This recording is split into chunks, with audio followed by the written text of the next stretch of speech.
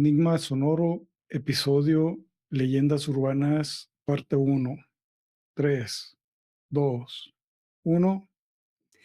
Hola, ¿qué tal amigos? Bienvenidos a este episodio de Enigma Sonoro. El día de hoy tenemos un tema verdaderamente interesante. Vamos a hablar de las leyendas, pero no cualquier tipo de leyendas, de las leyendas urbanas.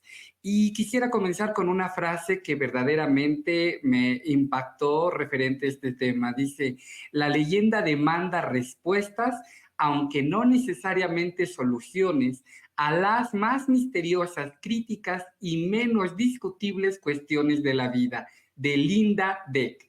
Bueno, y para ello, como en cada uno de los episodios, voy a presentar a mi amigo y coanfitrión en esta aventura, César Lugo. Bienvenido, César. Gracias, Julio, a este nuevo episodio de Enigma Sonoro, Leyendas Urbanas, parte uno, porque hay mucho que desmenuzar en esta ocasión y son puras historias. Espero les agraden.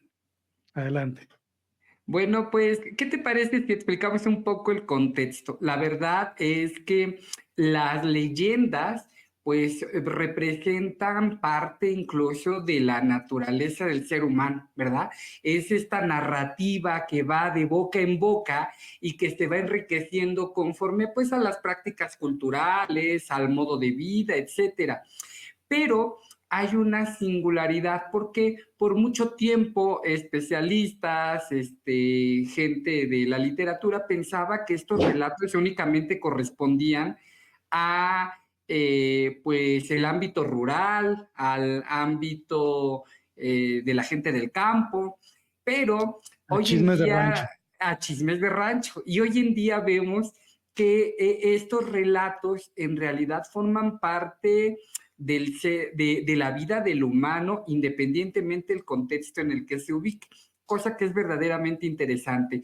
¿Por qué? Porque parten de hechos reales, de lugares que verdaderamente existen, para dar vuelco a la imaginación y a toda una serie de situaciones que verdaderamente resultan interesantes, mezclando fantasía, misterio, ufología, un poco como el tutti frutti que tenemos en este podcast, pero en la narrativa de cada uno. Y lo más interesante, ¿sabes? Es que leía una frase en esta investigación que había un pacto de verdad, ¿verdad? Porque en este sentido, quien lo cuenta siempre lo hace con una referencia inmediata. Me dijo mi tía, me dijo mi abuelita, me contó mi mamá, mi hermano lo vio, mi tío lo escuchó, y que con estas referencias siempre intentamos como legitimar este relato, que aunque puede ser no creíble, pues este acento, este elemento presente en ellos, pues lo hace que le consideremos voz y forme parte de nuestro imaginario y también de lo que pensamos como cultura, ¿no? Porque muchos de ellos a veces reflejan juicios de valor en torno a ciertos temas tabús o que le interesan a ese contexto determinado. Así es, mi querido Julio, y me agradó mucho lo que dijiste, de que muchas veces buscamos explicaciones, y yo agregaría, además de la extensa explicación que nos diste, que no siempre sean necesariamente la verdad, ¿no? Solamente queremos saber de. Te voy a poner un ejemplo con la primera historia de la noche. Venga. Y esta, nos remontamos al año de 1959, cuando una avioneta Beechcraft Bonanza, piloteada por un joven e inexperto piloto llamado Roger Peterson, despegó del aeropuerto de Mason City, en Iowa, para estrellarse poquito después en el campo de un pueblo llamado Clear Lake. Pero esta no es la historia del piloto, sino de sus tres tripulantes, los cuales eran tres famosos cantantes que se encontraban de gira. Y si no lo sabes, te voy a decir quiénes eran, a ver si los reconoces. El primero, el joven de 17 años, Richard Stevens Valenzuela, mejor conocido como Richie Valens, Richie Valens. autor de La Bamba. Tenía 17 años el chico. Charles Harding Holly, mejor conocido como Buddy Holly, uno de mis favoritos personales, y el otro cantante llamado Giles Perry Richardson Jr. o The Big Bopper. Y con ese accidente, conocido como el día que murió la música, nació la leyenda de la regla de la muerte de las celebridades en 3. ¿Y qué es lo que dice esta regla? Que cuando se muere una celebridad, pues le siguen otras 2. Y te voy a poner algunos ejemplos para que veas a lo que me refiero. Vamos a empezar con años relativamente recientes, no nos vamos a retirar tanto en la línea del tiempo. En el 2009, el 23 de junio, muere el locutor, comentarista y actor muy conocido en Estados Unidos, Ed McMahon. 2 días después se muere la famosa actriz Farrah Fawcett y, cómo olvidarlo, ese mismo día se muere Michael Jackson. En el 2016, el 16 de agosto, vámonos a actores más cercanos, muere Polo Ortiz. El 23 de agosto del mismo año muere Evita Muñoz, Chachita. Y el 28 de agosto se muere el inolvidable Juan Gabriel. Nos vamos a 2020. 28 de mayo muere Charlie Montana. 2 de junio muere el inolvidable actor, uno de mis preferidos, Héctor Suárez. Y unas horas después, Héctor Ortega. 2021. 9 de diciembre muere la señora Carmen Salinas. El 11 de diciembre, la escritora Anne Rice. Y el 12 de diciembre muere Chente Fernández. Sí, caray. Vámonos ya por fin al 2022. 25 de noviembre, Héctor Bonilla. 30 de noviembre, Zamorita. Y 30 de noviembre, Alfredo Echanove. Entonces, de acuerdo a esta regla, se muere uno y le siguen otros 2. Sin embargo, como soy un poquito inquieto, me puse a investigar si existía algún lugar donde se registraran las muertes de famosos, y sí lo encontré en una página llamada thefamouspeople.com. Empezamos con el 2009, donde te dije que habían muerto Ed McMahon, Farrah Fawcett y Michael Jackson. Pues bien, ese mismo año murieron otros actores famosos, a menos que no los consideres famosos, pero te voy a decir otros que murieron el mismo año. Patrick Swayze, Ghost, La sombra del amor, por si a alguien le suena. Brittany Murphy, que yo la recuerdo por una película que se llama La chica del ramen, que me encantó. David Carradine, del Kung Fu, la leyenda, como Don DeLuise, Ricardo Montalbán, Les Paul, el diseñador de guitarras, el doctor Norman Ernest Borlaug, que en este caso es alguien que me llega muy cerca a mí, ya que en mi ciudad natal, Ciudad Obregón, este señor estuvo un tiempo trabajando, y a él se le conoce por ser el padre de la Revolución Verde, donde empezó a manipular genéticamente ciertos cultivos para poder hacerlos más resistentes a las plagas, con mayor contenido de vitamina A. Por ejemplo, estoy poniendo el caso del arroz dorado, y al señor se le reconoce que ha salvado millones y millones de vidas gracias a sus trabajos, y Ciudad Obregón, Sonora, es una de las ciudades donde él estuvo trabajando, en el CIANO, el Centro de Investigación Agrícola. Entonces pasó por ahí. Incluso tenemos una calle llamada Norman Borlaug en su honor.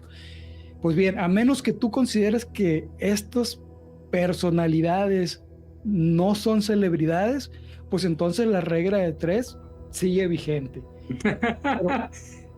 Pero bien, vámonos al siguiente año, del 2016, donde te dije que había muerto Polo Ortiz, Evita Muñoz Chachita y Juan Gabriel. Otros que fallecieron el mismo año, que al parecer no eran tan famosos, pues son Muhammad Ali, Prince, Alan Rickman, que se le conoció últimamente por salir en las películas, en la saga de películas de Harry Potter. David Bowie, no sé quién será ese señor, David Bowie, ¿no? Carrie Fisher, el inolvidable Carrie Fisher. Sí, claro. George Michael, que seguramente no lo conoces, a ese ícono pop. Seguramente. ¿No? Gene Wilder, actor famoso, se le reconoce también por la película de Charlie, la fábrica de chocolate. Una de esas versiones, la versión buena, no la de no la de las últimas.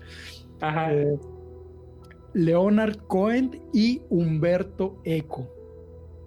Ellos fallecieron en el 2016. En el 2020, junto a los otros que te había comentado, como Héctor Suárez y Héctor Ortega, fallecieron otros desconocidos como Kobe Bryant, Chadwick Boseman, que es Black Panther, Sean Connery, Eddie Van Halen, Ennio Morricone, compositor famosísimo, Grant Imahara,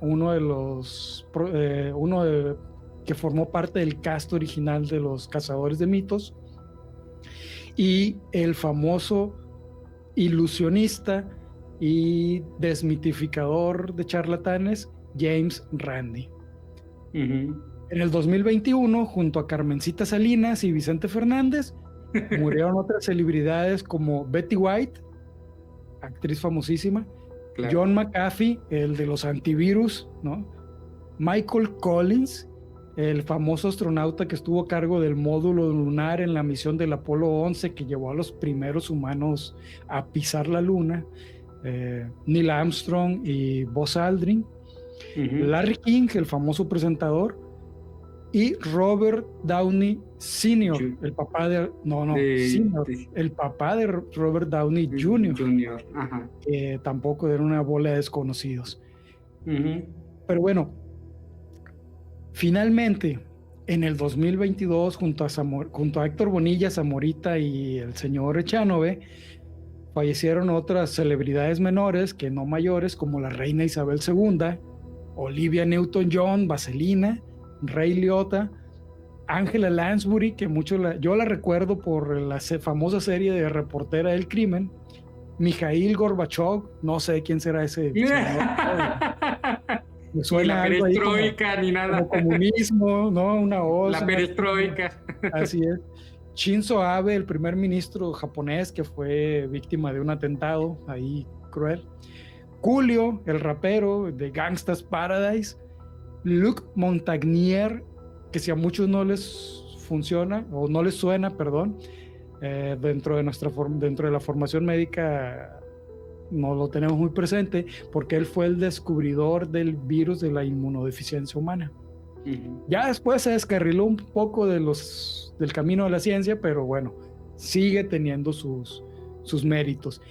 Y murió el cantante Aaron Carter, que tuvo ahí una carrera trágica, pero bueno, quedó dentro del registro de los famosos. Así que, ¿qué te parece? ¿Qué conclusiones obtendrías tú de estas leyendas? ¿Realmente mueren de 3 en 3? ¿Es lo que queremos ver?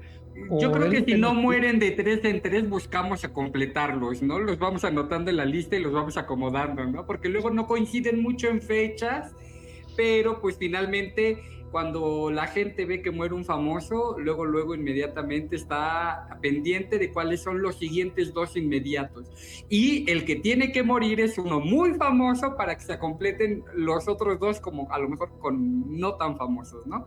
Pero pues yo creo que sí es parte de lo que se dice de la cultura, ¿no? También si nos vamos al tema a más casos de íconos, digamos, del cine mexicano y todo eso, pues también se fueron como en bloques de 3 en 3, y es muy interesante cómo se da este fenómeno, pues a nivel cultural, ¿no?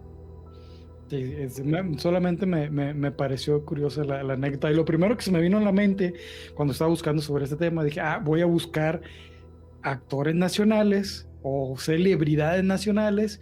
Y quién si no, pues Juan Gabriel, ¿no? De donde se hizo porque aparte hay un mito igual interesantísimo sobre Juan Gabriel, porque según el imaginario popular, o no está muerto, ¿no? Y también en esta investigación encontraba que le pasa no a cualquiera, cuando se duda de las muertes de los famosos, tienen que ser muy famosos, celebridades, que tengan impacto en la cultura popular, porque pareciera que es como en este sentimiento de negación, donde no se acepta su muerte. Le pasó a Pedro Infante, que dicen que vivió, le pasó a Jenny Rivera, ¿no?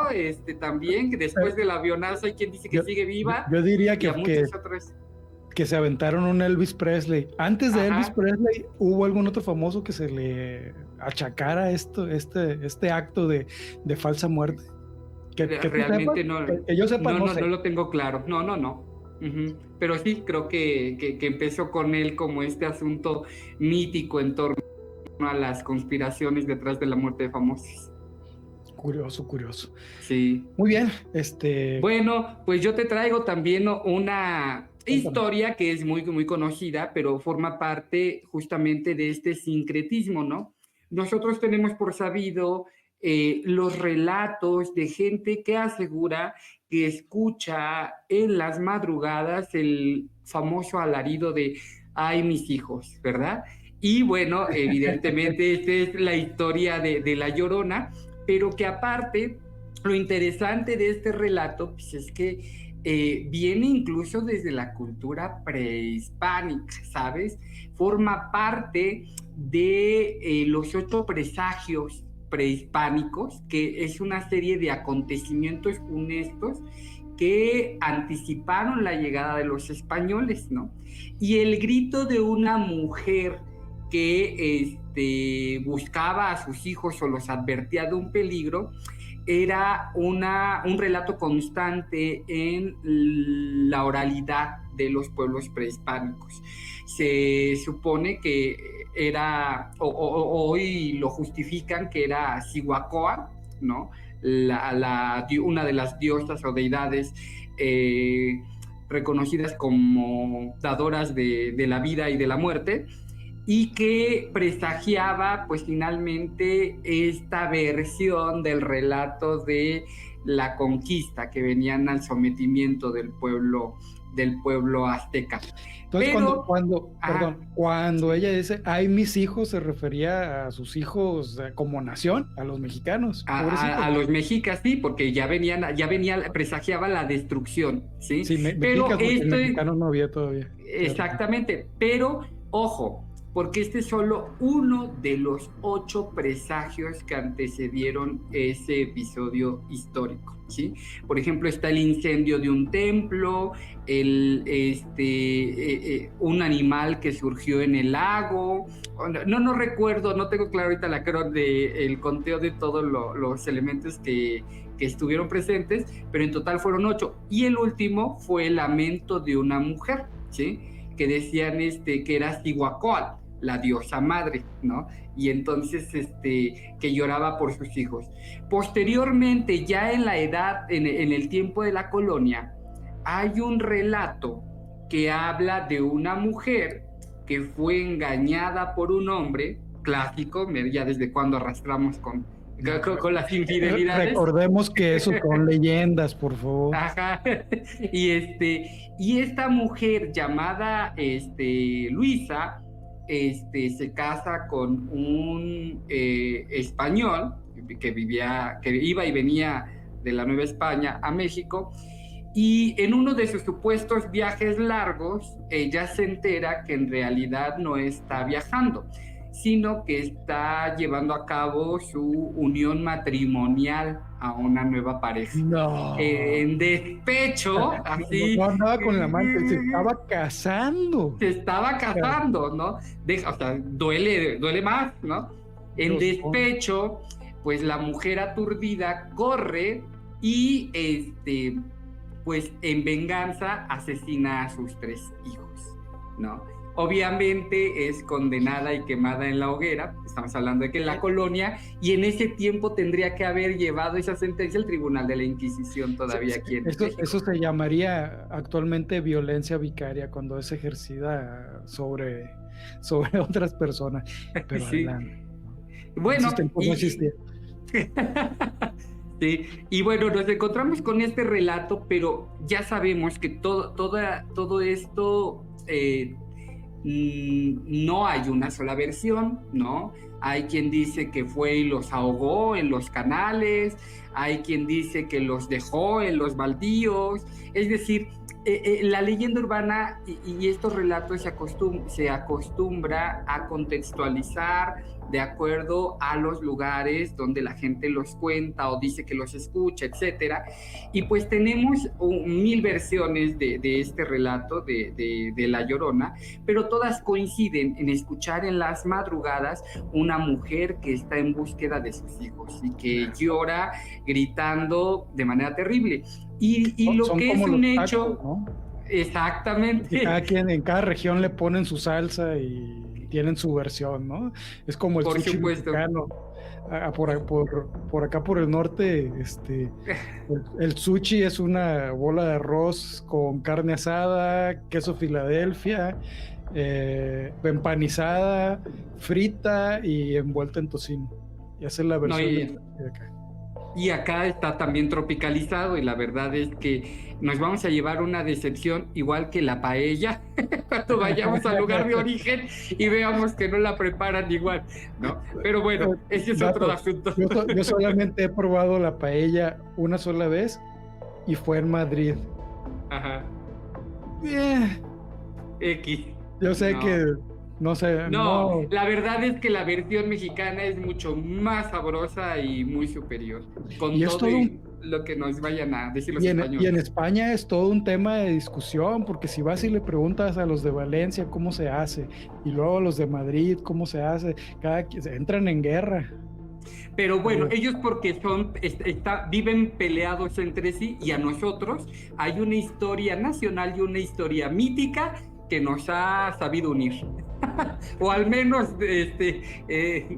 no dejar que andemos entre porrazos, ¿no? Y Bueno, parte de bueno. eso es esto cultural, ¿sabes? O sea, este asunto de cada quien tropicalizando su Llorona, lo mismo se aparece en Ecatepec, que en el norte de la República, que en el sureste, y con sus determinados matices, algunos en un río, algunos en un baldío, pero todo mundo asegura escucharla, y era un poco a lo que iba, ¿no? Hay infinidad de relatos todavía en la actualidad en ciudades, como ya es una ciudad grande y llena de edificios y avenidas, como puede ser la Ciudad de México o cualquier otra de la República Mexicana, donde se sigue narrando de a oídas, finalmente, la experiencia de haber escuchado a esta mítica mujer. Y ya para terminar de interrumpirte, me vino a la mente otra leyenda que tiene sus variaciones de hospital a hospital. Ay, no, espérate. Ok, ya, no digo nada. Ok, síguele, pues. Bueno, échala de una vez, no la No. Vamos, ya que llegues al punto, porque supongo que casi me adueño de un punto que ya traías tú pensado, entonces ahí ya lo elaboramos. Adelante. No, pues nada, cerramos con este asunto de La Llorona, que es esta presencia de la mujer buscando a sus hijos, ¿no? Llorando por arrepentimiento y que pues, como diría la canción de Juan Gabriel que le compuso a doña Lucía Méndez, es un alma en pena que va buscando cadenas. Que va arrastrando cadenas, perdón, no me hice la canción. Bueno, les recordamos que este episodio es un episodio de puras historias. Vamos a ver cuántos nos salen, pero lo más probable es que no alcancemos a hacerlo en un solo bloque y tengamos que dividirlo en dos. Mientras, disfruten. Vamos con la tercera historia, si te parece bien. Bien, venga. Y yo les traigo una historia que encontré y esto es mucho más contemporánea. Y más contemporánea me refiero a que entra dentro del periodo moderno, porque está ambientada, si lo podemos decir así, de esas leyendas de Internet que surgieron junto con el nacimiento de Internet. Y les hablo de la maldición de la habitación roja. Cuenta la leyenda que mientras navegas por Internet buscando cosas prohibidas, O simplemente has pasado mucho tiempo navegando y ya no debes estar ahí pegado a la computadora. 2 horas diarias dicen que ya es mucho. Seguramente a los demás nos va a dar cáncer de ojos, ¿no? Por estar tanto tiempo pegado. Si llevas mucho tiempo navegando, buscando cosas prohibidas, te va a aparecer una de esas molestas ventanitas, ¿no? de publicidad. Pero esta ventanita tiene la frase con letras negras sobre un fondo rojo que dice: ¿te gusta la habitación roja? Y tú, sin darle importancia, pues vas y le das, o intentas al menos darle clic en esa microscópica crucecita, ¿no? Del tamaño de un átomo, ¿no? Que muchas veces te equivocas y vas directamente a la publicidad. Intenta cerrarla, pero no se cierra. Es una ventanita imposible de cerrar, sobre todo si no tienes bloqueador de publicidad. Pero aún teniendo bloqueador de publicidad, no puedes cerrarla. La ventana no desaparece. De repente, empiezas a sentir una presencia extraña en la habitación en la que te encuentras. Te empiezas a sentir inquieto, un poco desconcertado. No empieces, la última vez me quedé sugestionado. A ver, échale pues. Y dices, ¿qué está pasando? Hay algo que no me cuadra aquí. Y ante tu desasosiego, ante tu desacierto, lo único que tienes que hacer es, diablos, desconecto la computadora. Sin embargo, dentro de tu campo de visión, la ventanita roja no desaparece. La sigues viendo. Cierras los ojos y ahí sigue la ventanita roja.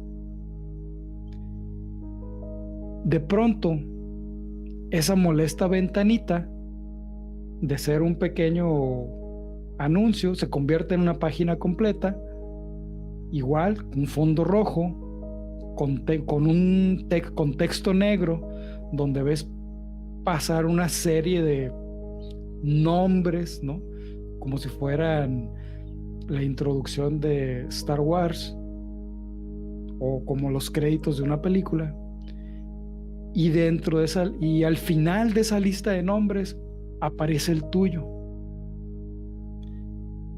Para el amanecer te encontrarán muerto, con las paredes de tu habitación pintadas de rojo, pero no un rojo cualquiera, con el rojo de tu sangre.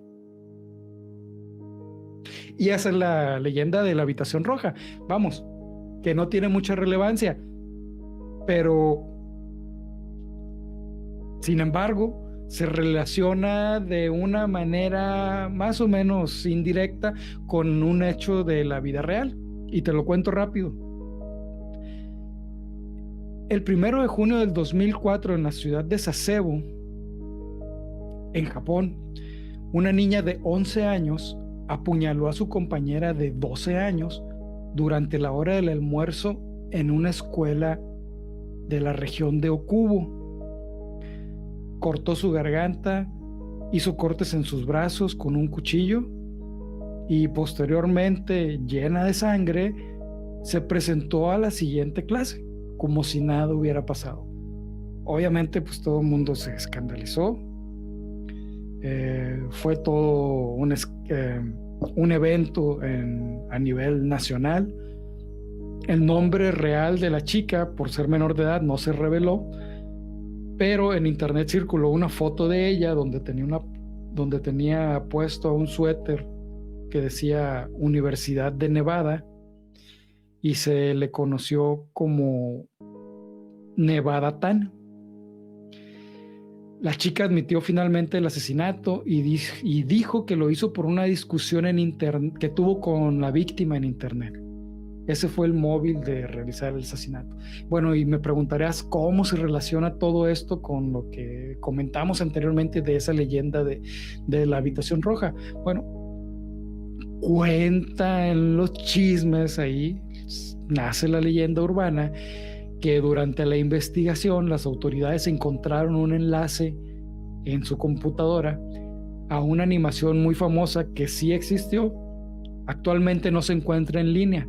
Fue cuando hubo un boom de este tipo de animaciones en Flash, ¿no? Pero bueno, había una animación en Flash que hacía referencia a esta leyenda de la habitación roja. ¿Y de qué trataba esa animación?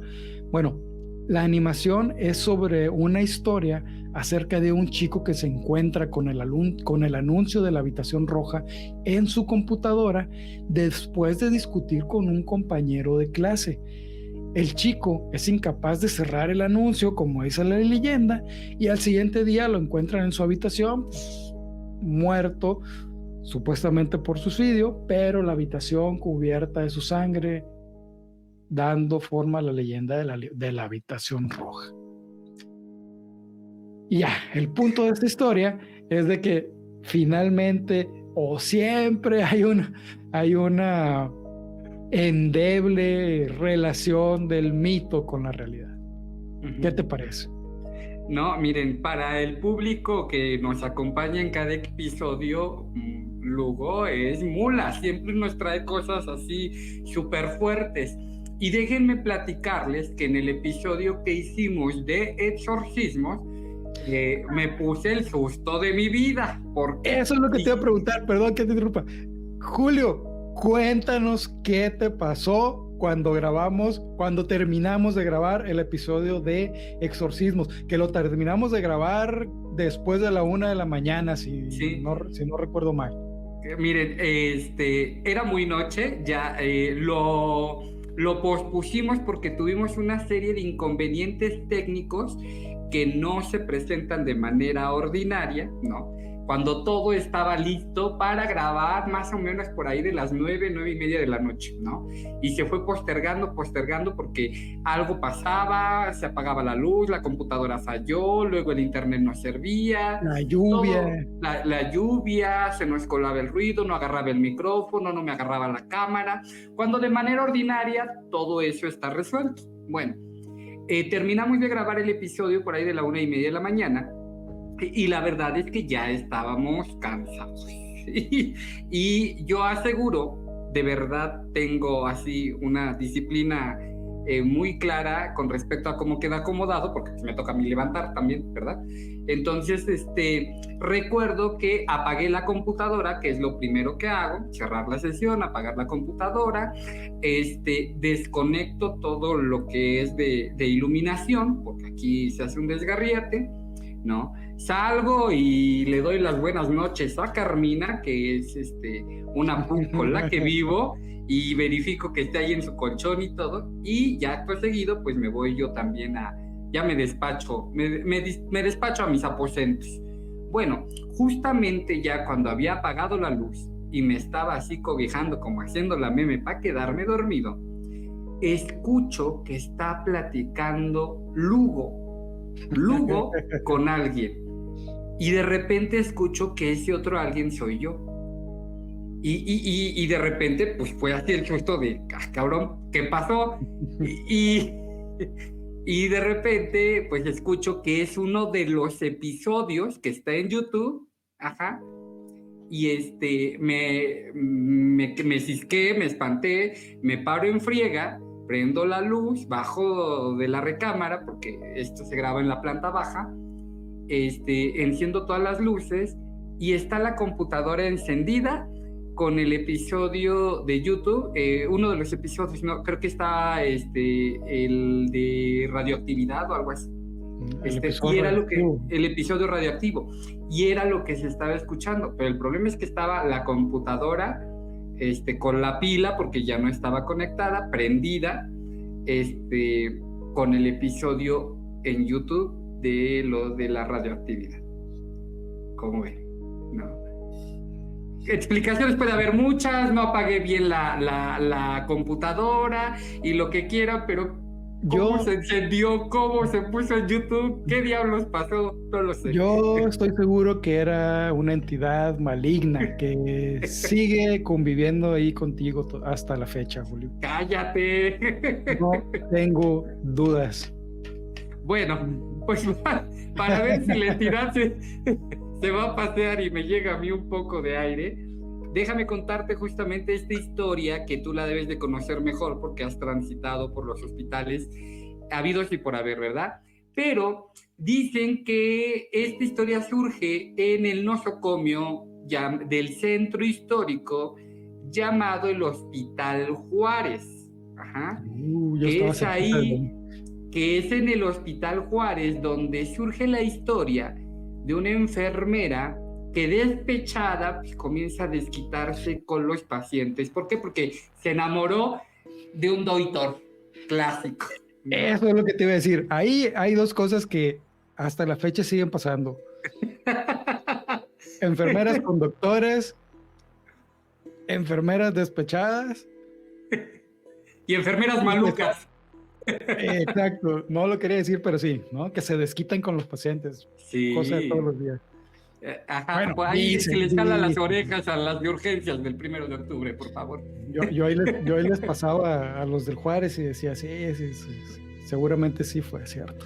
Sí. Pero bien, bueno, pues la historia original dice que en este hospital esta enfermera se enamora de un doctor, obviamente, y no sé si sea cierto, pero por ahí los doctores son como las vacas sagradas de los hospitales y las enfermeras, pues de alguna forma no están en ese nivel, digámoslo así, ¿no? Y bueno, resulta que este doctor se enamora de otra doctora, la enfermera queda muy despechada, porque ahí hay un tema para la época en la que esto se cuenta, pues un poco a veces hasta como de discriminación y todo este asunto, ¿no? Porque, la otra era pobrecita y enfermera. Total, de que se desquita con los pacientes y eventualmente pues empieza a ser como Anabel Ferreira en Chayo, la enfermera, ¿no? Si podía se los descabechaba o les ayudaba rápidamente a bien morir.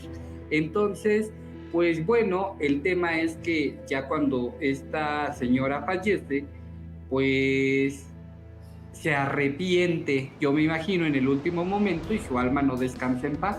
Y de ahí muchos hospitales en muchas latitudes de nuestro país aseguran ver a esa enfermera caracterizada por una pulcritud y por un traje de enfermera impecable, pues rondar por los hospitales y atender de repente a los pacientes cuando las muy cabronas a las que les toca atender al paciente no se asoman. No se aparece, esas no se aparecen. A ver, entonces, se le llama la planchada porque va muy bien vestida, planchadita, o porque la atropellaron. No, es la planchada porque va impecable a trabajar como enfermera, ¿no? O a lo mejor es la planchada porque es lo que extrañaba del doctor, no tenemos claro. Bueno, mira, desde ese ángulo nunca lo había visto, pero puede ser. Ajá. Puede ser. Lo más probable es que sí. Ajá. Pero bien, y sí tienen razón. Y en los hospitales en los que he estado, efectivamente todo mundo te dice, vi a la planchada. Y la señora iba, fulanita me atendió y que muy buena onda, cosa que también es signo de que ese no es personal del hospital. ¿Estás de acuerdo? No. Esto es ajeno al hospital. Generalmente lo normal en el hospital es que sean muy mal encaradas y medias así, que te traten con desprecio, ¿no? Yo ya me acostumbré. Bien, todo el mundo aseguraba y recuerdo que me decían, y es que doctor, se lo juro, yo la vi y no tenía piernas. ¿Pero quién te contaba? ¿Pacientes o personal de los colegas? Personal del hospital. Enfermeras, generalmente médicos, no recuerdo alguno que me lo haya contado, pero enfermeras o personal de intendencia, que son los que andan ahí en el chisme, teniendo que limpiar y cosas así, en el chisme, ¿no? Y son los que se enteran de todo. Entonces, es el tipo de personal que conoce pues a la jefa de enfermeras, conoce al doctor, conoce a los pacientes y es el vínculo entre todos los del hospital. Camilleros, los camilleros son otros, aunque esos también son como apariciones, no los ves, cuando los buscas no los encuentras. Pero sí, y en todos los hospitales se ven. Y me surge la pregunta, si la leyenda es cierta, ¿hay una planchada en cada hospital? ¿Esa planchada es un espíritu? ¿La atropellaron? ¿Es una enfermera? ¿está muerta o no está muerta? No, pues se supone que está muerta, que ya murió y que se arrepintió y que es planchada porque la planchada fue el apodo que le dieron porque se distingue porque es impecable en su uniforme. Yo decía porque también hay planchadas que no están muertas, pero ya, no. Qué cabrón. Está bien. Sí, ya cuando le explica ya no tiene tanta gracia, pero está bien. Me cayó el 20 al final, perdón.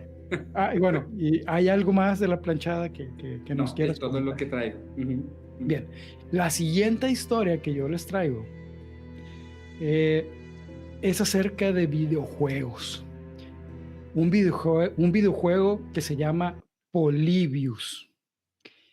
¿Y qué nos dice la leyenda? Bueno, la leyenda nos dice que Polybius es un videojuego nunca antes visto en aquellas épocas, por supuesto, cuando nació.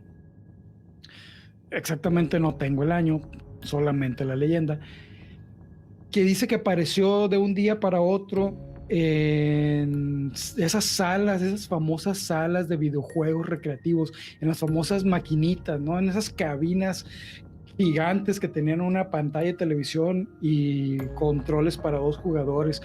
A mí me encantaban, yo todavía viví la época esa de las máquinas arcade, donde llegabas al local, estaba lleno de luces, ruido, gente, emociones, olores, vibraciones, gritos.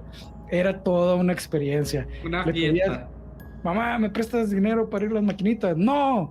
Ibas, le sacabas algo de la bolsa y te ibas en chinga escondida, ¿no? Y hasta que llegabas al local, te acababan las 2 monedas que traías y cuando esto sucedió en la primaria, a la vuelta de la esquina de la calle donde yo vivía había un local de maquinitas, así le decíamos.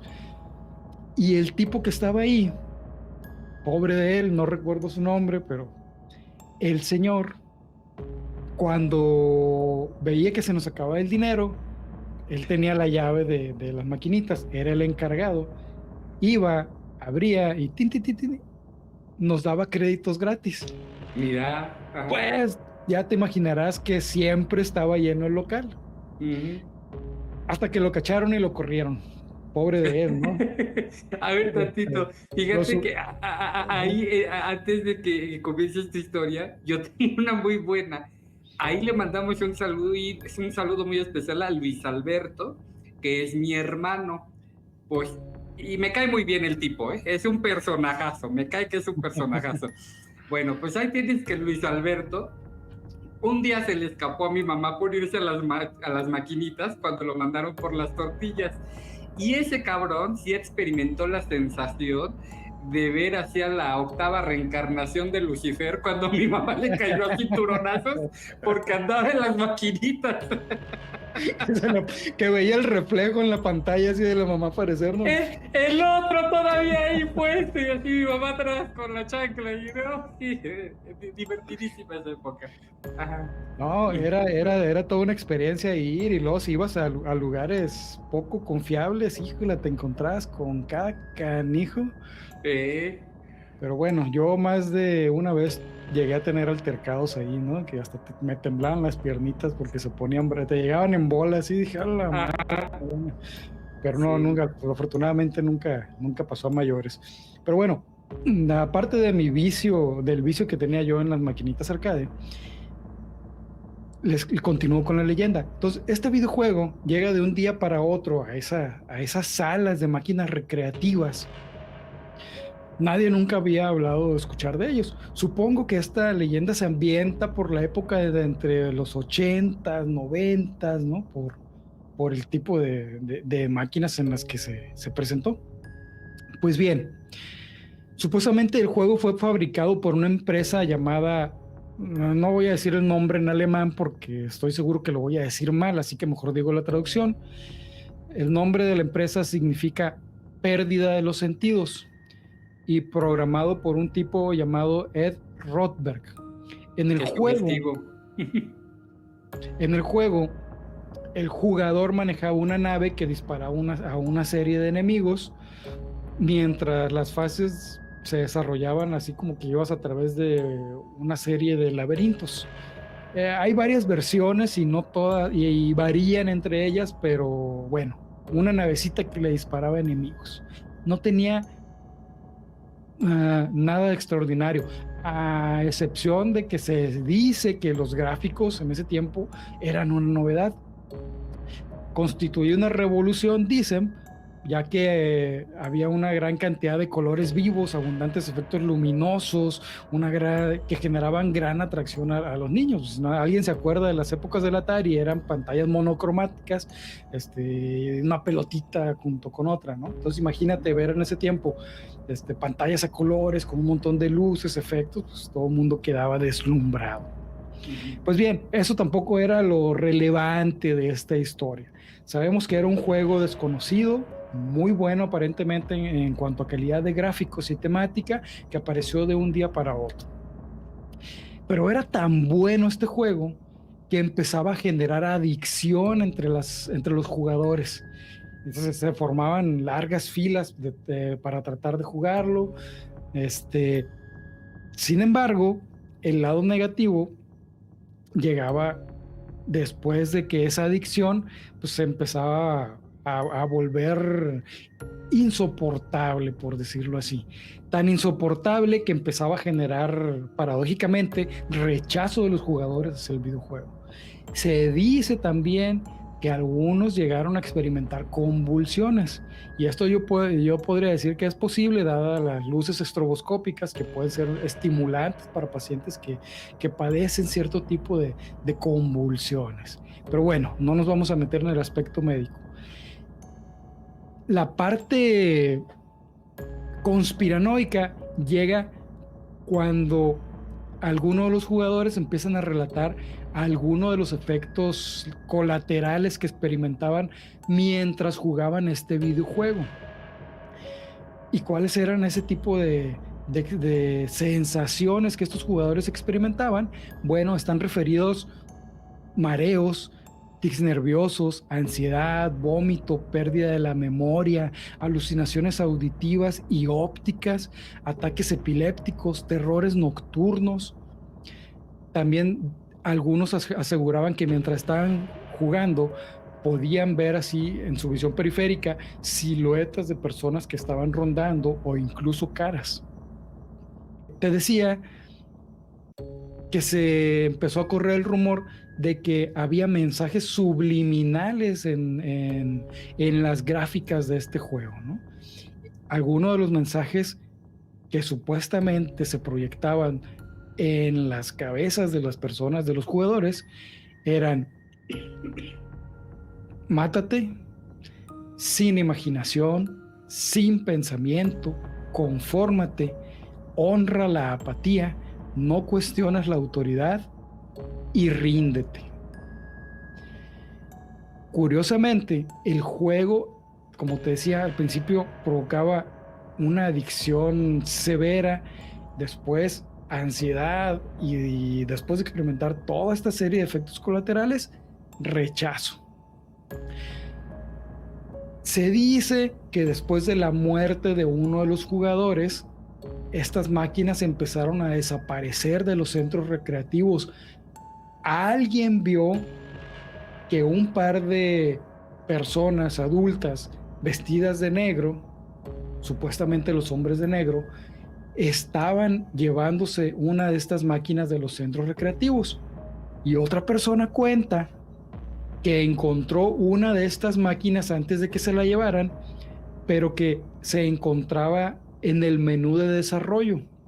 Es una especie de un menú que tienen los programadores para programar ciertas características del juego o de la máquina en cuestión, y que dentro de los parámetros que se encontraban de esa pantalla se encontraban varios apartados que decían pesadillas, terrores nocturnos, amnesia, alucinaciones y mensajes subliminales, como si fuera una especie de proyecto orientado hacia la juventud para provocarle todo este tipo de sensaciones, ¿no?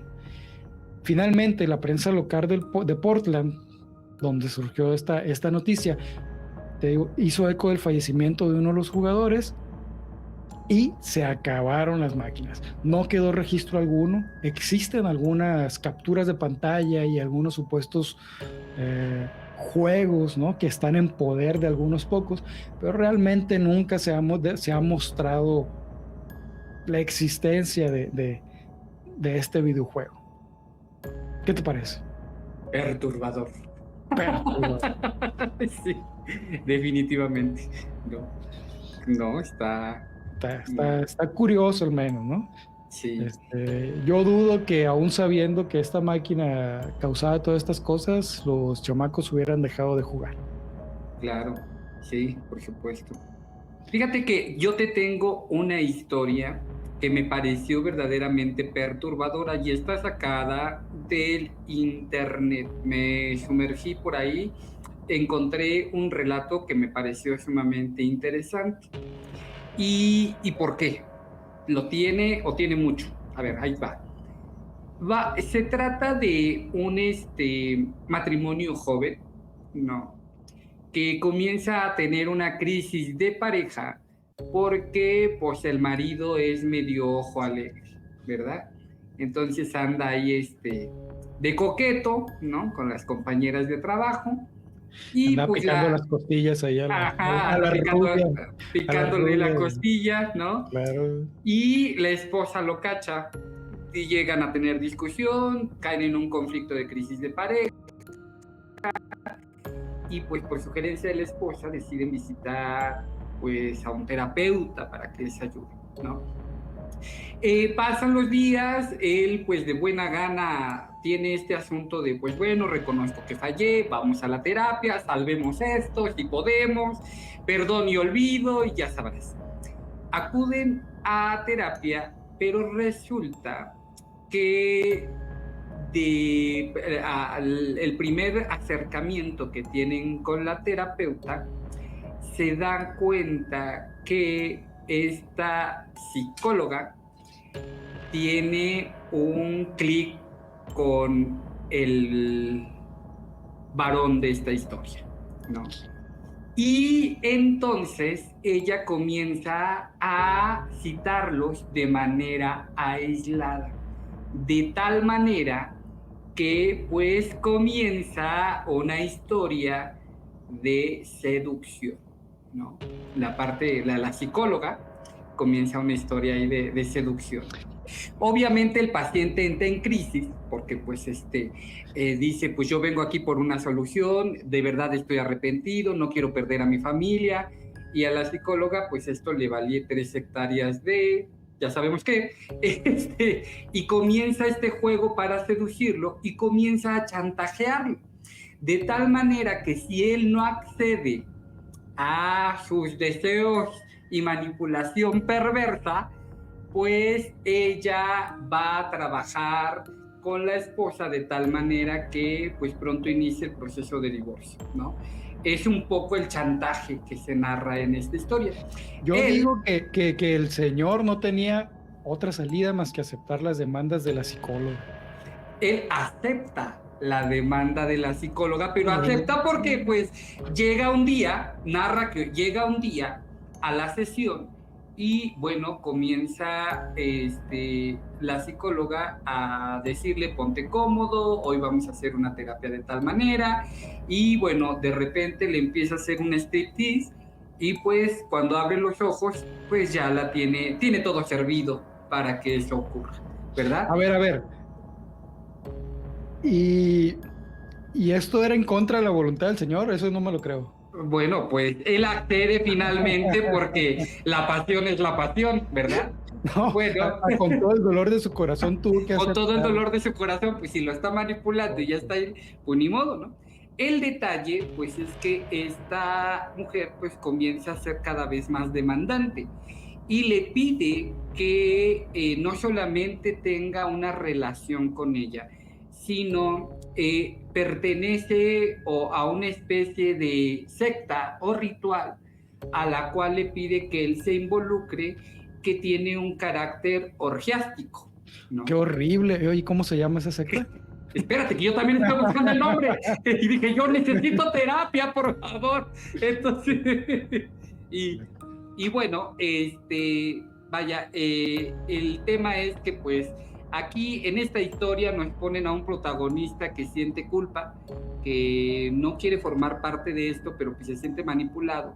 Cada vez que él intenta negarse o tener salirse, alejarse de la terapia, ella le llama a la esposa, la atiende y le empieza a soltar como cosas negativas en contra de él, y pues él se enfrenta al dilema de tener que acceder a las peticiones de este experto en salud mental o salvar su matrimonio, ¿no? Bueno, mira, lo de experta no lo dudo, ¿eh? No lo Y, dudo. y entonces resulta que es una manera para reclutar a ciertos pacientes que le gustan de cierto prototipo para una secta orgiástica. El detalle es que, bueno, esta historia termina fatal, porque cuando él intenta salirse de este movimiento, de esta secta, porque la mujer ya empieza a sospechar, porque él ya todo va a colapsar, porque no quiere formar parte de esto, a lo mejor tal vez de una relación con la psicóloga sí, pero de todo este movimiento al que le piden que se meta, no. Un día llega a su domicilio y encuentra a su mujer asesinada, ¿no? Y pues bueno, supuestamente esto está ahí en internet como un anuncio y forma parte de estos prejuicios por los cuales hay gente que recomienda que no vayas a abrir tus problemas maritales con estos terapeutas de pareja, porque por ahí anda una secta que chantajea con información, que graba y que recluta gente para rituales orgiásticos usando esta información que tú les das. Una secta de psicólogas sexys. No sabemos si sexy, ¿no? Yo esperaría. Sería lo deseable. Fíjate que ya últimamente necesito también terapia. Pero Sí. bueno. No, pues está muy interesante. La única víctima aquí es el marido. Oye, pero yo tengo una muy buena, y fíjate que con esta creo que mi mamá de una manera perversa nos traumó, porque ella nos contaba que los espíritus malos o los demonios, los aparecidos, vienen a las casas siempre que encuentran algo para comer. Por eso es muy importante el manejo de la comida en las casas, tratar de dejar todo tapado, y lo más importante, no dejar trastes sucios en el fregadero, porque se puede colar un espíritu y llegar a tu casa a través del olor de la comida. Y entonces yo sí creo que fue un trato tramposo, porque nos hacía lavar todo antes de irnos a dormir. Y hoy en día yo vivo traumado por eso. Si ocupo un vaso que sale a 1 de la mañana, a esta hora lo enjuago. No vaya a ser que quiera venir a oler agüita y se me vaya a aparecer. Qué bárbara tu mamá, qué cruel. Sí.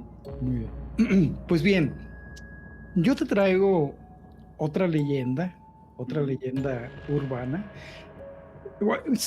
Las leyendas urbanas no son necesariamente contemporáneas, ¿verdad? O sea, Claro puede que no. haber leyendas urbanas prehispánicas, por decirlo así, porque igual seguían siendo urbes. De alguna manera, aunque se entiende por urbano más bien es ya ahora a partir ahora del desarrollo, digamos, de la ciudad, pertenecerían, digamos, de manera literaria, sí, a relatos o historias, leyendas coloniales. Se clasifican por el periodo histórico, pero vaya, en esencia sí pertenecerían al rubro. Bueno, no te voy a contar una leyenda urbana prehispánica, sino una más moderna. A ver.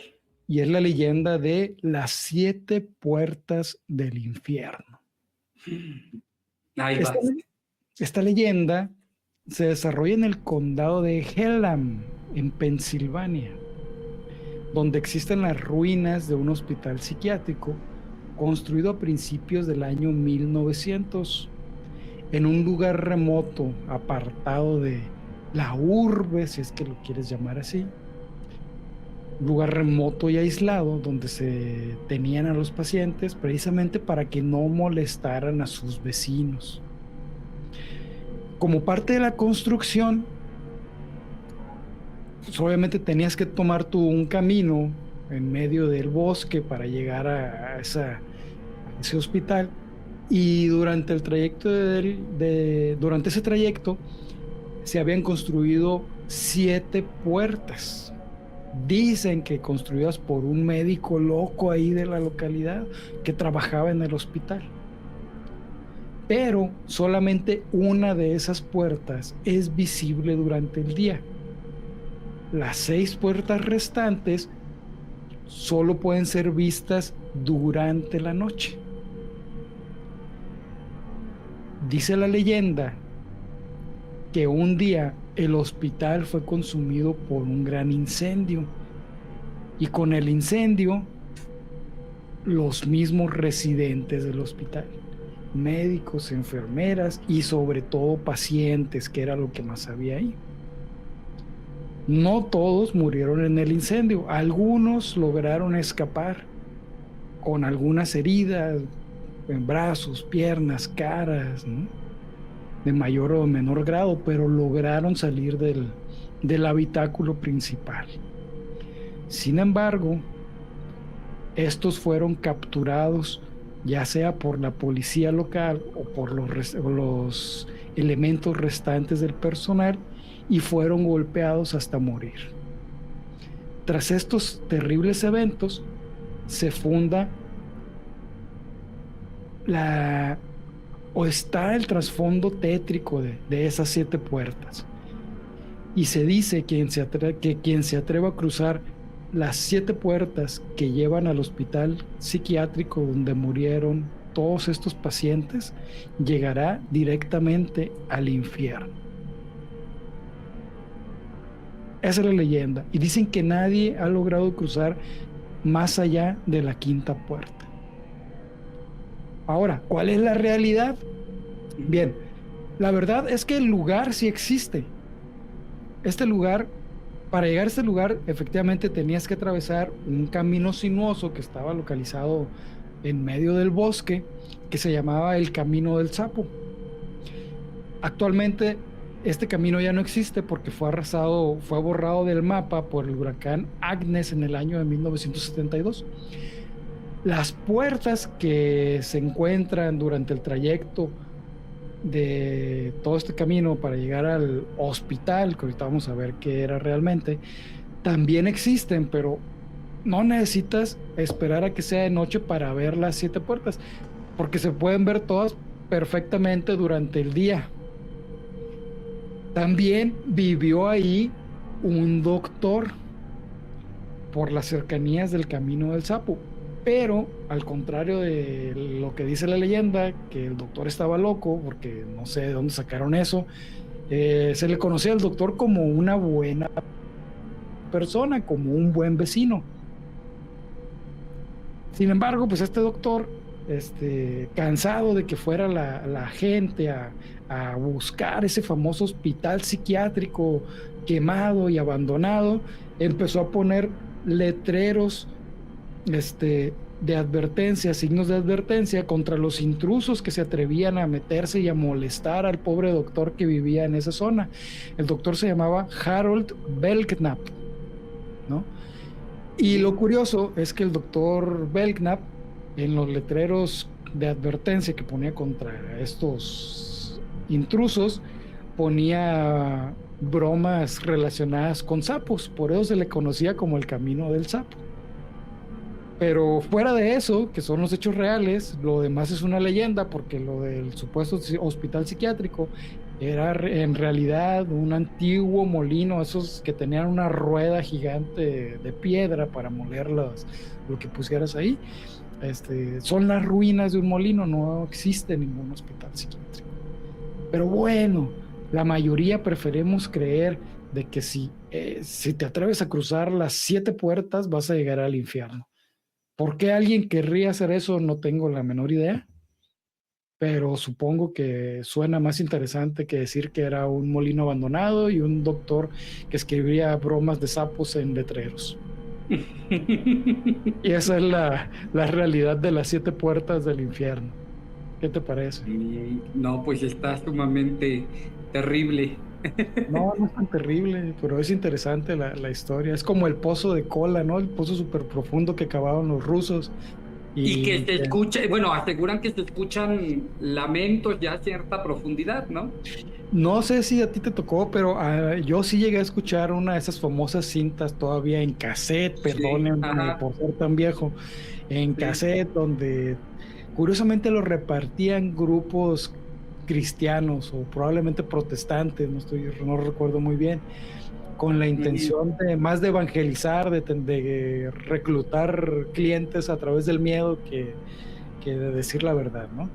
Pero no, ujú. todo se también si alguien tiene la duda, todo se descubrió de que era un bulo, un engaño y era una leyenda urbana y que se empezó a diseminar y a enriquecer conforme pasaba de boca en boca, ¿no? Y es los supuestos gritos del infierno, pues era un audio captado, creo, no sé si de alguna cinta de terror o algo así. En realidad nunca existió el famoso pozo. Bueno, el pozo sí existe, pero de eso de que se hayan captado los Evidencia sonidos, de los ruidos. Ujú, de los sonidos del infierno, pues no. sí.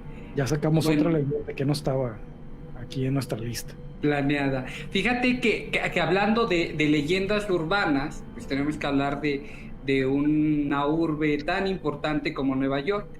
Y Nueva York tiene infinidad también de historias, pero particularmente una que es muy famosa y seguramente la vas a recordar ahorita, el edificio Dakota, Oh, por que supuesto, hay ¿no? infinidad de historias alrededor de él y que fue el escenario, pues nada más y nada menos que de la muerte de John Lennon, ¿verdad? Entonces, este edificio, pues evidentemente lo envuelve el mito, porque es uno de los edificios más exclusivos de la ciudad de Nueva York, donde viven celebridades, donde incluso hay una lista de espera para poder dar acceso a vivir en ese lugar donde la renta ha de ser carísima, pero donde una de las características es que la gente que ha vivido ahí revela que es perturbadora la estancia en el edificio. Uno de los episodios más conocidos pues es el asesinato de John Lennon, pero también ha tenido una suerte de algunas muertes extrañas de personajes, de inquilinos del edificio y que pues se achacan a actos de satanismo, de ocultismo y de toda suerte de cosas que tienen que ver con el diablo y el terror, y entre ellas también la grabación de una película muy famosa que pues era relativa al tema del espiritismo y todo este asunto. ¿Puedo adivinar? ¿Sí? El bebé de Rosemary. El hijo, sí, exactamente, es una de las cintas. Y digo, esta película es también referencial en el cine de terror, ¿no? Eh, Subtitulada, bueno, o traducida al español como La semilla del diablo, Las semillas que le quita todo el misterio, ¿estás de acuerdo? Ujú, sí, El exactamente, bebé de ¿no? Rosemary tiene su encanto, ¿no? Su encanto, justamente. Porque, cuéntanos un poco de la película, ¿no? Pues es la historia de una mujer que está embarazada y que vive en ese edificio. Spoiler, Spoiler alert para que no me vayan a reclamar los que no la han visto. Ajá. Si no la han visto, corten aquí el episodio, vayan a verla. Después de 2 horas regresan y ya siguen viendo. Está gratis en Pluto TV. Pues bien, eh, todos los vecinos de este edificio son un montón de gente muy rara que se empieza a portar muy rara con la señora Nueva embarazada, inquilina. con Rosemary. Eh, Ella empieza a notar un ambiente muy pesado, muy lúgubre, el comportamiento poco ordinario de sus no colegas, de sus vecinos, para al final darse cuenta de que ella es el centro está en el centro de una secta satánica en la que va a dar a luz al anticristo. ¿Estoy en lo correcto? Sí, claro, claro, por supuesto. Y bueno, la verdad es que ahí podemos apreciar lo impactante que es este edificio, que es justamente grabada ahí en el Dakota, ¿no? Que tiene infinidad de historias, está muy interesante. Pues muy bien, todavía tenemos muchas historias. Recuerden que esto lo vamos a dividir en 2 partes, pero con esto vamos a terminar el programa. Julio nos va a contar una nueva... ¿Es una historia, Julio, o qué es? Explícanos. Sí, es pues bueno, también una leyenda urbana, pero viene en un textito que me encontré, y para todos nuestros amigos que nos siguen ya en la fanpage y que están suscritos, pueden también ingresar a nuestro grupo totalmente gratis y muy exclusivo, donde tienen material adicional. Ahí les vamos a subir al menos 3 libros con los que nos apoyamos para el capítulo de hoy, para el episodio de hoy, que nos parecieron bastante interesantes. Uno que ya no da tiempo, o a lo mejor va a ser material que ocupemos para el segundo episodio de este tema, es crónicas, leyendas urbanas, pero que algunos antropólogos investigaron de estudiantes universitarios en la actualidad. Entonces, la verdad es que es muy interesante cómo, independientemente de donde se ubiquen las universidades a lo largo y ancho de nuestro país, cada uno aporta de manera colectiva cosas muy interesantes a nuevos relatos, nuevos constructos en torno a las leyendas urbanas. Muy bien, pues adelante, cuéntanos. ¿Sí? Bueno, pues esta historia se llama El árbol del cementerio, e inicia así. A Fernando le encantaban las historias de miedo y estaba obsesionado con los cementerios, aunque no comprendía muy bien el porqué. Siempre que realizaba un viaje procuraba visitar el camposanto de la ciudad o el pueblecito en el que estuviera.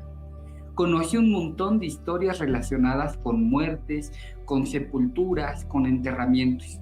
En aquella ocasión, Fernando había decidido visitar México, con un viaje organizado, pero se las había ingeniado para dar esquinazo al grupo, coger un taxi y acercarse al cementerio de Belén, un pueblecito situado a unos pocos kilómetros de donde estaban alojados. Prefirió cambiar la excursión que los llevaría a conocer varios monumentos de la zona por visitar las lápidas del cementerio de esta localidad. En media hora estaré de vuelta, le indicó Fernando al taxista. No se preocupe, doctor, usted no tenga prisa, le contestó el conductor. Pero tenga en cuenta que en media hora aquí anochece. Sí, en media hora regreso. La pesada verja de la entrada chirrió mientras Fernando le empujaba. Algunos pájaros volaron asustados, lo que provocó que le recorriera un escalofrío por el cuerpo. Misteriosamente, la temperatura comenzó a descender y se levantó una ligera brisa que arrastraba las hojas secas del campo santo. Mientras paseaba por el cementerio, Fernando tuvo la extraña sensación de que alguien lo observaba desde la lejanía. Seguramente sería el taxista, pensó. Siguió observando las lápidas que se encontraban a su paso. De pronto, le llamó la atención una de ellas. Estaba en una esquina del cementerio y parecía haber sido apartada del resto deliberadamente. Era una tumba sencilla con una losa de piedra y una pequeña lápida erosionada por el tiempo. Lo más extraño es que junto al borde de esta había crecido un imponente árbol que ahora movía sus ramas con furia por el aire. Fernando debía llevar un buen rato porque en ese momento comenzó a anochecer. Don Jorge Miguel de Acuña. Aquella voz fuerte que provenía de su espalda asustó a Fernando, que casi se desmaya de la impresión. ¡Hey, doctor! No se asuste, soy Martín González, el cuidador del cementerio. Fernando respiró con intensidad, intentando recuperar el color perdido. ¡Qué susto, por Dios! Estaba concentrado leyendo lo que ponía en la tumba y no lo he escuchado llegar, perdóneme. ¿Qué decía? le preguntó Fernando tembloroso. Le decía que el señor que ahí está enterrado se llamaba Jorge Miguel de Acuña, y su asesinato aún es recordado por todos los habitantes de esta zona, que han ido trasladando la historia de padres a hijos.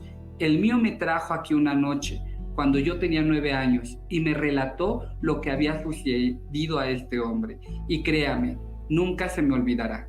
Mi padre me contó que este señor era un rico hacendado que vivía en una mansión a pocos kilómetros de aquí. De hecho, todavía quedan en la actualidad las ruinas de aquella impresionante casa colonial. Este hombre había hecho su fortuna en Europa y se rumoreaba que era un marqués que provenía de Rumanía. Tenía unas extrañas costumbres, vestía siempre de negro y le gustaba pasear solo justo después de que hubiera anochecido.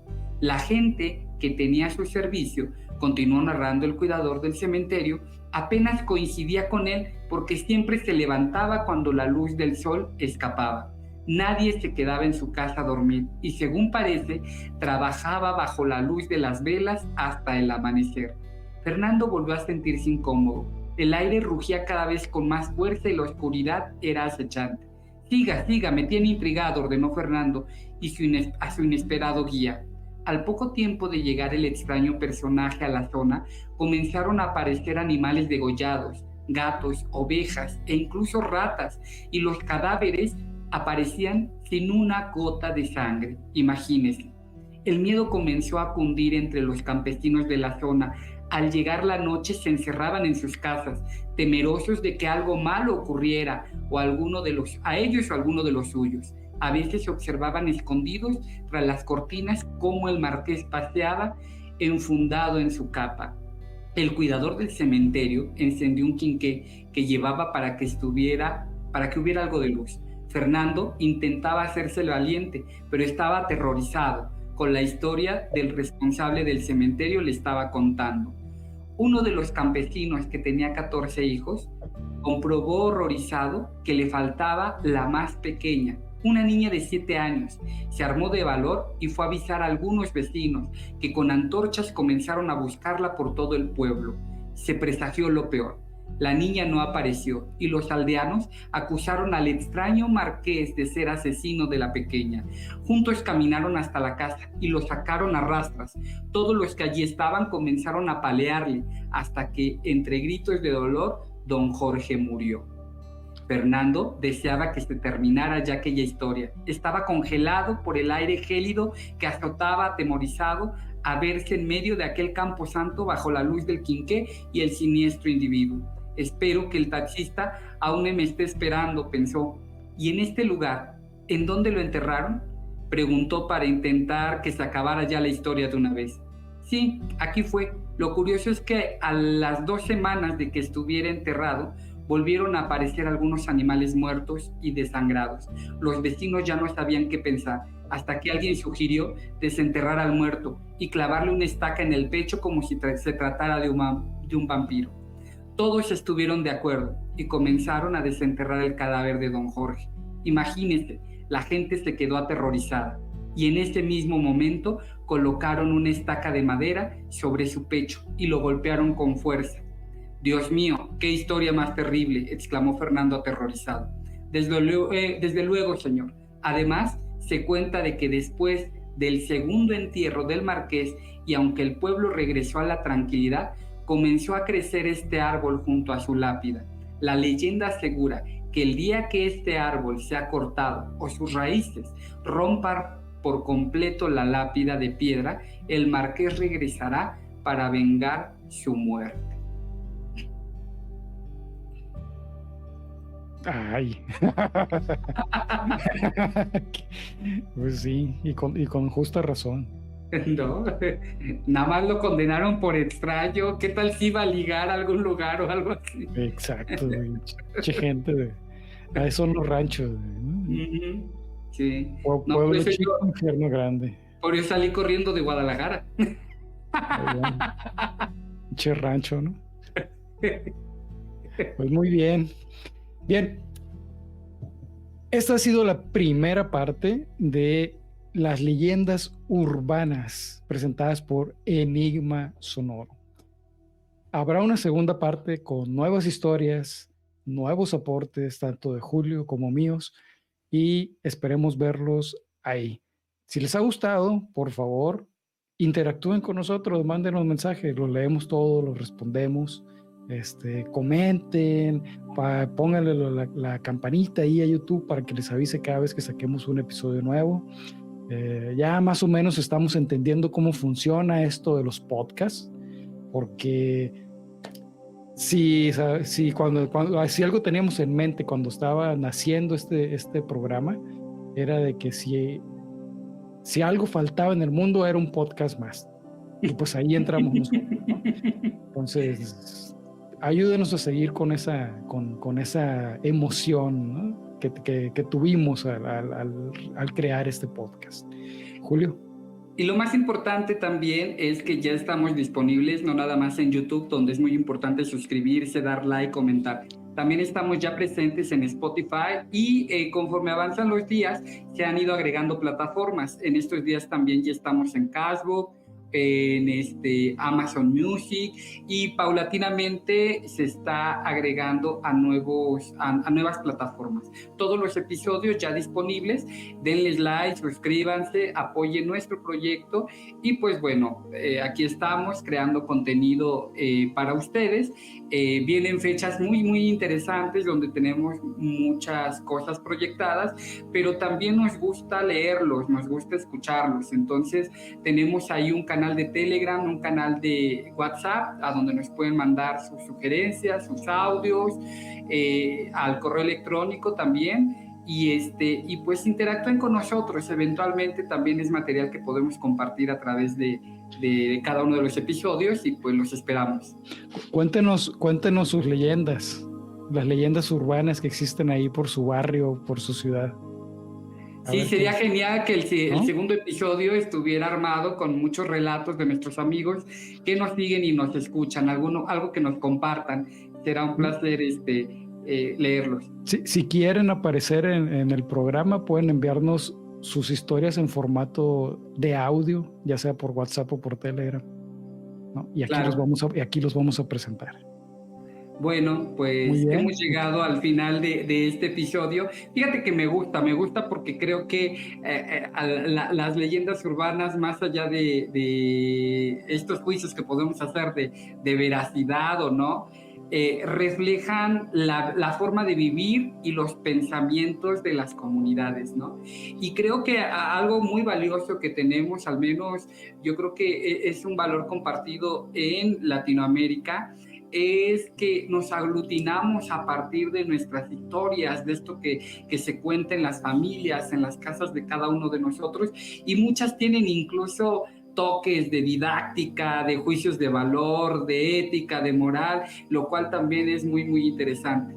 Y creo que pues es parte de lo que nos ha forjado como comunidad, y eso me parece a mí algo muy rescatable. Claro. Y bueno, les agradecemos todo. Me faltó contar la historia de Charlie Sin Cara, por eso mi nombre de hoy, pero quedará para la próxima. Gracias, hasta luego.